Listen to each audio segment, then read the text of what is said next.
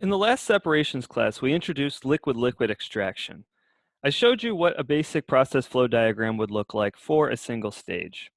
It consists of a mixer, where a feed, which contains some solute dissolved in diluent, interacts with a solvent, which is designed to extract some of the solute from the diluent phase. The mixer must agitate the two phases. They never fully dissolve each other, but they form a temporary emulsion. And the better the agitation, the more mass transfer is promoted such that solute can move from the diluent phase to the solvent phase. After adequate mixing, that mixture is then sent to a settler, which simply allows it to sit. Phase separation will occur with the denser liquid falling to the bottom and the less dense fluid accumulating on the top.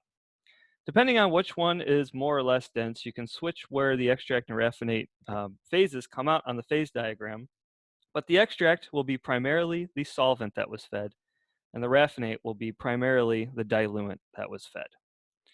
We also talked about the equilibrium data. Because the extract and the raffinate phases are in equilibrium when they're in the settler, the compositions of the extract and raffinate phases must be described by phase equilibrium, which is described by a ternary equilibrium diagram.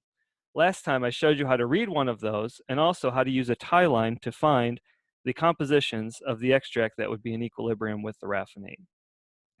Some additional terminology that I did not cover last time, but I did want to make sure that I did cover, is that the solvent is typically given the designation of S. Because that letter S is taken, the solute is given the designation of A, and the diluent is given the designation of D. Before we start solving the problems, I wanted to talk a little bit about the types of problems that we're likely to encounter. It's the same three types of problems that we've seen in distillation and absorption and stripping.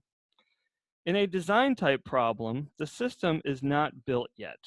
That's why we call it a design. System not built. The main objective of a design type problem is to find the number of stages that we need. Find n stages. Now clearly, because we're going to start with a single stage system, we're not going to start with a design type problem. Interestingly, the design type problem is the hardest in liquid-liquid extraction.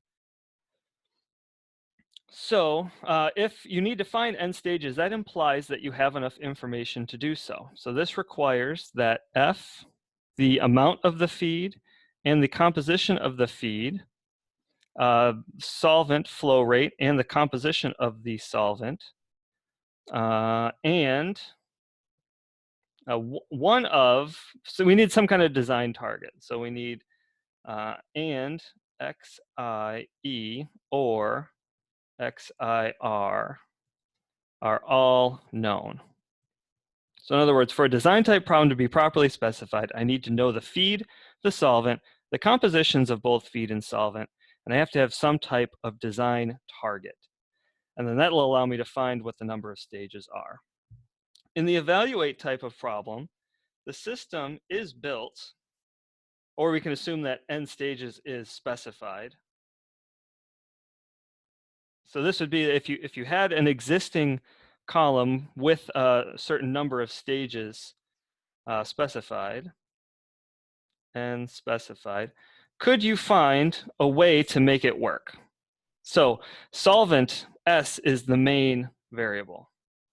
Find S that will make it work. And again, this requires that the feed is known, both the feed and the composition of the feed. If I want to find the amount of solvent, typically I don't have to guess what the concentration is. So we know what the composition of the solute is. We also need a design target because we're evaluating based on some performance that we want to find. And XIE or XIR is all known. And typically that design target, I meant to say this earlier, it would be the amount of solute that is in the raffinate. So for instance, if you had a certain amount, say 40% of solute, you'd want to design your system such that you have a certain amount of solute in the raffinate, and that would be the design target. You typically wouldn't want to specify that the extract has so much diluent or something, because that just wouldn't make any sense. But you could do it for the sake of solving a problem, so which is why I'm keeping it general. Okay, so it all depends on what you want to find. So again, in design, you want to find the number of stages. In evaluate, you want to find the solvent flow rate. And I should also mention that even though these are the main variables that you want to solve for, there are other variables that you will have to solve for as well.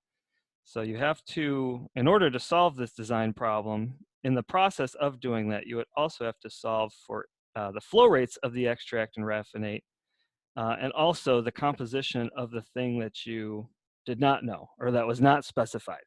So if I specify, excuse me, the composition of the raffinate, I'd have to solve for the composition of the extract. And same thing in an evaluate problem too. So solve for E, R, and Xi of the extract. In a predict type problem, the system is already built.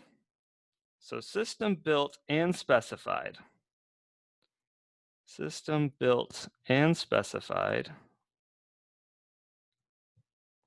So that means that specified. System's built, so that tells me N is known and S is known. So N, S, Xi, S, F, and XIF are all known. So everything I have control over, I know in this type of problem. And the main goal of this type of problem is we want to find the compositions and flow rates of the extract and raffinate phases. So we want to find E, Xi, E, R, and XI, R. And that is the main crux of the predict type problem.